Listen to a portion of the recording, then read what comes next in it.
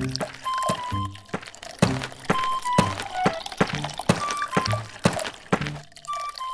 घने जंगल में टुनटुनी चिड़िया अपनी सास टूनी चिड़िया के साथ रहती थी। टुनटुनी का पति बंटी कबूतर बैंगन बेचने का काम करता था। उसकी दुकान के बैंगन ताजे होते थे, जिसके चलते बंटी कबूतर की दुकान पर बैंगन खरीदने वालों की भीड़ लगी रहती थी। उसका अपना एक बहुत बड़ा बैंगन का खेत था। सुबह सुबह टुनटुनी चिड़िया और उसकी सास टूनी चिड़िया खेत में से बैंगन तोड़कर इकट्ठा करती थी, फिर बंटी कबूतर ने ले जाकर दुकान पर बेचता था। इस तरह उनका जीवन बड़े आराम से बीत रहा था। बंटी कबूतर की दुकान के पास ही कालू कौवे की भी बैंगन की दुकान थी। उसकी दुकान पर बहुत ही कम पक्षी जाते थे, इससे कालू कौवा बहुत परेशान रहता था। ऐसा क्या करूं जिससे इस बंटी कबूतर के बैंगन की दुकान बंद हो जाए। इसकी दुकान की वजह से ही पक्षी मेरी दुकान पर नहीं आते। कुछ न कुछ इंतजाम करना ही होगा। ऐसा सोचकर कालू कौवा बंटी कबूतर के बैंगन के खेत के चारों ओर जहर मिला देता है। जहर की वजह से उसके बैंगन के खेत खराब हो जाते हैं। उसके बाद सुबह सुबह बैंगन इकट्ठा करने टुनटुनी चिड़िया जाती है तो देखती है कि बैंगन के खेत पूरी तरह बंजर पड़े हैं। वो जोर जोर से चिल्लाने लगती है, माँ जी, अरे ओ माँ जी, जल्दी यहाँ आइए, हम लुट गए, बर्बाद हो गए। ये देखिए, सारे बैंगन के खेत खराब हो गए। टुनटुनी चिड़िया के चिल्लाने की आवाज सुनकर टूनी चिड़िया वहाँ आती है। बहू, ये सब क्या हो गया? एक साथ सारी खेती खराब कैसे हो गई? लगता है किसी ने जानबूझकर हमारी बैंगन की खेती को खराब कर दिया है। उन दोनों के रोने की आवाज सुनकर बंटी कबूतर वहाँ आता है। ये सब कैसे हो गया माँ? कल रात तो मैंने इन्हें अच्छे से पानी दिया था। मुझे भी कुछ समझ में नहीं आ रहा है बेटा। इस तरह कई दिन गुजर जाते हैं। अब बैंगन के खेत खराब होने की वजह से बंटी कबूतर की दुकान बंद हो जाती है। ये देखकर कालू कौवा बहुत ही खुश होता है। मेरी चालाकी का ही नतीजा है कि आज इस बंटी कबूतर की दुकान बंद है। अब सारे जंगल के पक्षी मेरी दुकान पर आएंगे और मैं जल्दी ही माला माल हो जाऊंगा। बड़ा आया था मुझसे मुकाबला करने, एक ही बार में इसकी छुट्टी कर दी मैंने। हा हा हा।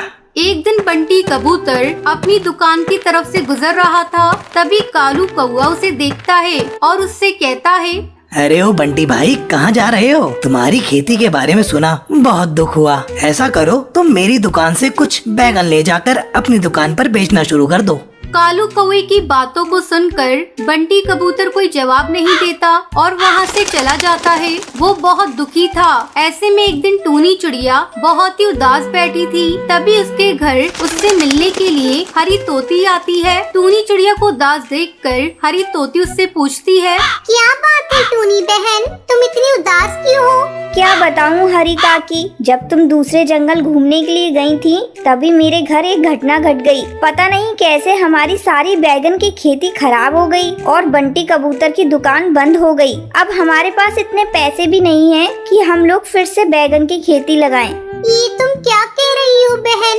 मुझे तो इस बारे में कुछ पता ही नहीं था। लेकिन तुम चिंता मत करो, मैं आ गई हूँ, सब कुछ ठीक हो जाएगा। ये लो, मेरे पास कुछ जादुई बीज है। जब मैं दूसरे जंगल घूमने के लिए गई थी तभी एक जादूगरनी ने मुझे इस बीज को दिया था। तुम्हें पता है, ये जादुई बैंगन का बीज है। मैं तो बैंगन की खेती करती नहीं, तो इसलिए ये मेरे किसी काम की नहीं है। इन बीजों को देने के लिए मैं तुम्हारे घर आई थी। इन बीजों को तुम अपने खेतों में बिखेर देना। इतना कहकर हरी तोती वहाँ से चली जाती है। फिर टूनी चिड़िया अपनी बहू टुनटुनी के साथ मिलकर उन बीजों को अपने खेतों में बिखेर देती है।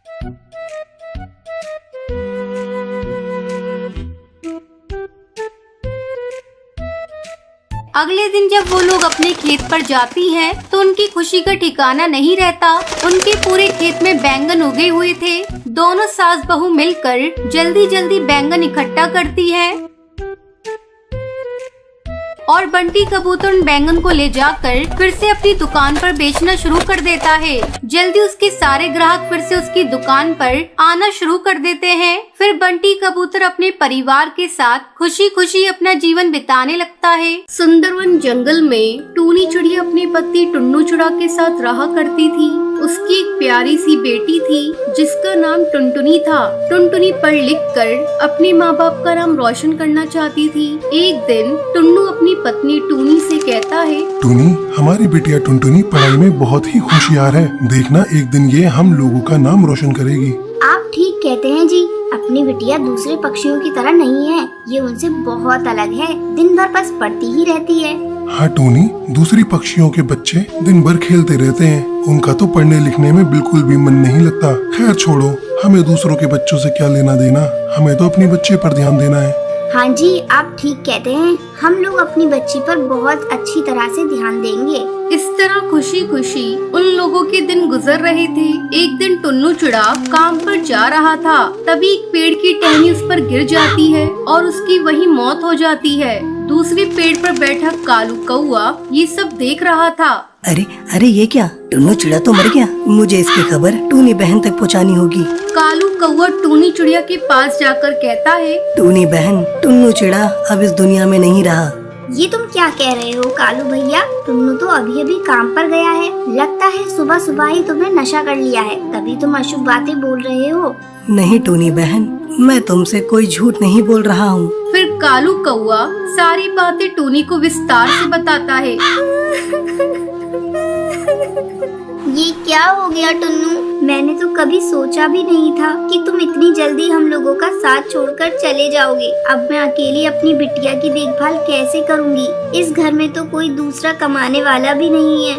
इस तरह कुछ दिन निकल जाते हैं। टूनी बहुत ही उदास रहती थी। उसे कुछ समझ में नहीं आ रहा था कि अब वो कैसे घर चलाएगी। एक दिन टुनटुनी उससे कहती है, माँ, कई दिनों से स्कूल की फीस नहीं भरी है। मैं पापा से कहने वाली थी, लेकिन मैं कह नहीं पाई।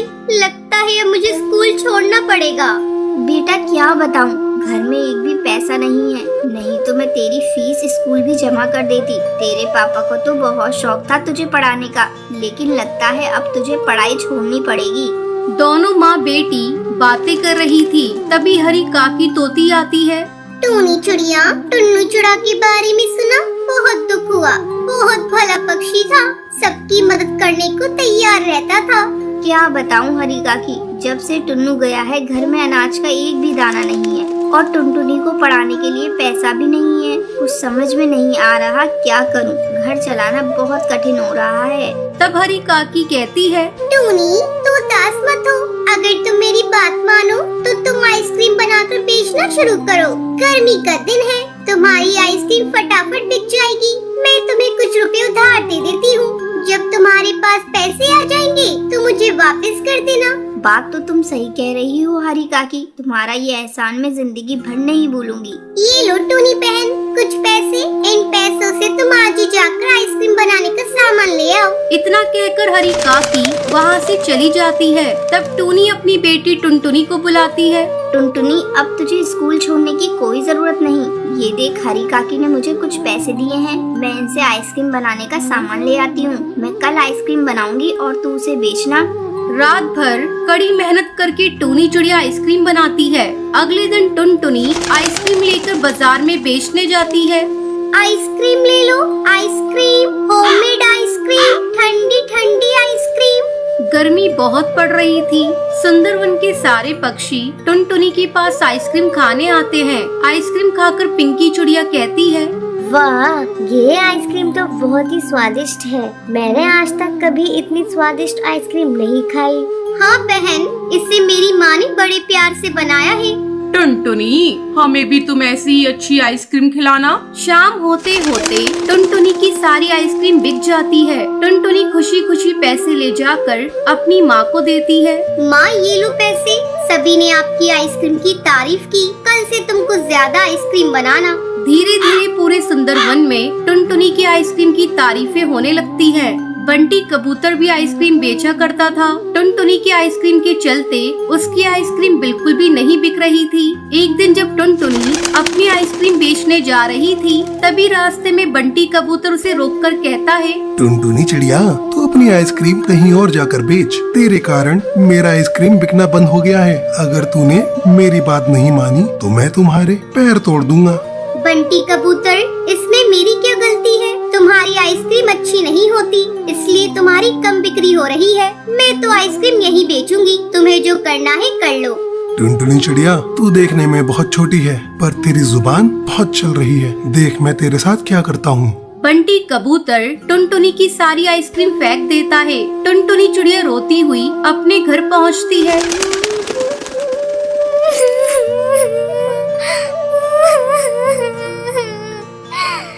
क्या हुआ टुनटुनी बेटा, तू क्यों रो रही है? माँ, बंटी कबूतर ने मुझे मारा और सारी आइसक्रीम को भी फेंक दिया। वो मुझे आइसक्रीम बेचने से भी मना कर रहा है। माँ, अब हम लोग क्या करेंगे?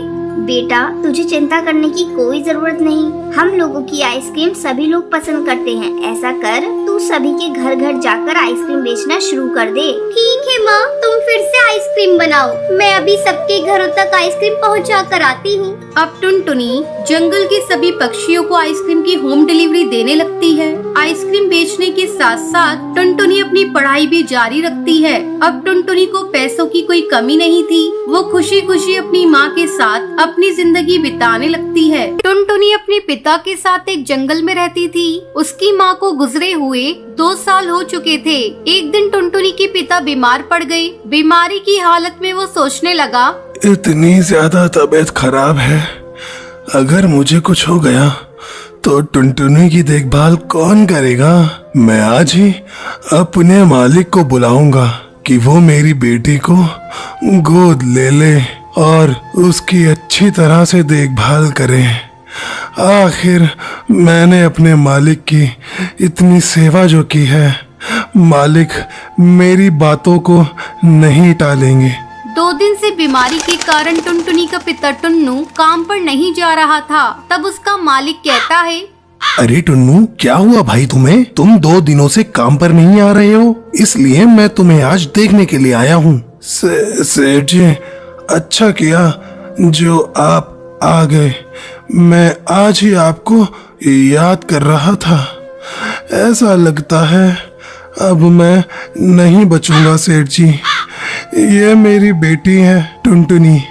मैं चाहता था आप इसकी देखभाल करें। ठीक है टुन्नू, मैं अपनी पत्नी से पूछकर तुम्हें बताऊंगा। घर जाकर कड़कनाथ अपनी पत्नी सुंदरी कौवी को ये बात बताता है। सुंदरी कौवी, मेरे कारखाने में एक पक्षी काम करता है। आजकल वो बहुत बीमार है। वह चाहता है कि मैं उसकी बेटी को गोद ले लूं। क्या तुम उसके लिए राजी हो? अरे कड़कनाथ, क्या बात करते हो जी? हमारा तो खुद ही एक बेटा है कालू, और मैं वर्कर की बेटी को क्यों गोद लूं? ऊपर से उसके पढ़ाई का खर्चा, फिर उसकी शादी की चिंता। मुझे तो ये ठीक नहीं लग रहा है। अरे सुंदरी कौवी, तुम जरा दिमाग से सोचो। वो पक्षी जो कुछ ही दिन का मेहमान है, मैं इतना पागल थोड़ी ना हूँ कि मैं एक मजदूर की बेटी को गोद लेकर अपनी बेटी बना लूं। मैंने तो सोचा कि तुम्हें एक मुफ्त की नौकरानी मिल जाएगी। ये तो बिल्कुल पते की बात कही है आपने। अब कड़कनाथ टुनटुनी को लेने जाता है। अपने पिता से अलग होते समय टुनटुनी फूट फूट कर रोती है।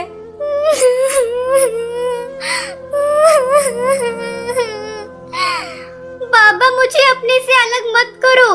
मैं आपसे अलग होकर कैसे रहूंगी? बाबा, मैं आपको छोड़कर कहीं नहीं जाऊंगी।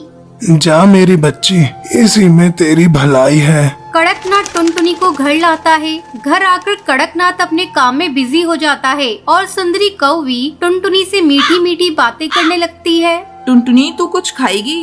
नहीं माँ, मुझे भूख नहीं है। अरे सुन टुनटुनी, मैं तेरी कोई माँ नहीं हूँ। तू मुझे मेम साहब कहा कर। चल अब जा जाकर रसोई में सो जा। अगली सुबह सुंदरी कौवी टुनटुनी के पास जाती है। ए टुनटुनी, चल अब उठ। हमारे यहाँ इतनी देर तक कोई नहीं सोता। मैम साहब, रात में मुझे नींद नहीं आई। वो मुझे अकेले सोने की आदत नहीं है। तुझे तो अब सोना पड़ेगा। तू अकेले सोने की आदत डाल ले। चल अब झटपट उठकर मेरे साथ काम में हाथ बटा। टुनटुनी सुंदरी के साथ काम में हाथ बटाने लगती है। शाम को कड़कनाथ जब ऑफिस से आता है, टुनटुनी, मेरे लिए ठंडा पानी लेकर आओ। अभी लाती हूँ साहब। ये लीजिए साहब। कैसा पानी है? मैंने तुम्हें ठंडा पानी लाने को कहा था और तूने नल का पानी लाकर मुझे दे दिया। सारा मूड खराब कर दिया। ये कहकर कड़कनाथ टुनटुनी को एक थप्पड़ लगा देता है। धीरे धीरे समय गुजरने लगता है। एक दिन कड़कनाथ को कारखाने में खबर मिलती है कि टुनटुनी के पिता की मौत हो गई। कड़कनाथ ये बात टुनटुनी को नहीं बताता। अब कड़कनाथ और उसकी पत्नी सुंदरी कौवी टुनटुनी पर पहले से भी ज्यादा अत्याचार करने लगते हैं। एक रात जब टुनटुनी सोई हुई थी तब उसके सपने में उसके पिता आते हैं और उससे मिलने की इच्छा जाहिर करते हैं। बेटा, मैं तुमसे मिलना चाहता हूँ। काफी दिन तुझे देखे हुए हो गए।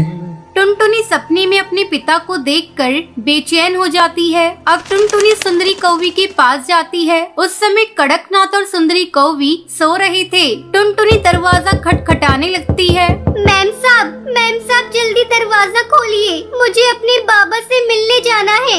मेरे बाबा मुझे बुला रहे हैं। मैं अपने बाबा के पास अभी इसी वक्त जाऊंगी। अरे टुनटुनी, इतनी रात हो गई है, तुम हम लोगों को परेशान क्यों कर रही हो? कौन सी आफत आ गई? मैम साहब, अब मैं यहाँ एक पल नहीं रहूंगी। मेरे बाबा मुझे बुला रहे हैं। मैं अपने बाबा के पास अभी जाऊंगी। चुप हो जा कमबख्त, सारी नींद खराब कर दी। कल सुबह बात करेंगे। चल अब भाग यहाँ से। टुनटुनी रोती रह जाती है, लेकिन कड़कनाथ और सुंदरी कौवी पर उस बच्ची के रोने का कोई असर नहीं होता। ये सब कालू कौवा देख रहा होता है और कालू को टुनटुनी पर दया आती है, लेकिन कालू कौवा कुछ कर नहीं पाता। एक दिन सुंदरी कौवी टुनटुनी को बेवजह पीट रही होती है। तभी कालू कौवा वहाँ आता है और टुनटुनी को बचा लेता है। माँ, आप में जरा सी भी दया नहीं है? कोई इस तरह किसी को मारता है क्या? अब टुनटुनी यहाँ नहीं रहेगी। मैं कल ही इसे इसके बाबा के यहाँ छोड़ कर आता हूँ। अगले दिन कालू कौवा टुनटुनी को उसके बाबा से मिलाने ले जाता है। वहाँ जाकर टुनटुनी को पता चलता है कि उसके बाबा अब इस दुनिया में नहीं रहे। ये सुनकर टुनटुनी बहुत रोती है। तभी कालू कौवा टुनटुनी से कहता है, टुनटुनी, अब तो तुम्हारे बाबा भी चल बसे और मेरे घर तुम ठीक से रह नहीं पाओगी। मेरी माँ तुमको चैन से रहने नहीं देगी। तुम अब अकेली हो। तुम बुरा न मानो तो मुझसे शादी करोगी? टुनटुनी को कालू कौवे की बात सुनकर अच्छा लगता है और टुनटुनी इसको शादी के लिए हाँ कर देती है। फिर वो दोनों एक साथ खुशी खुशी रहते हैं।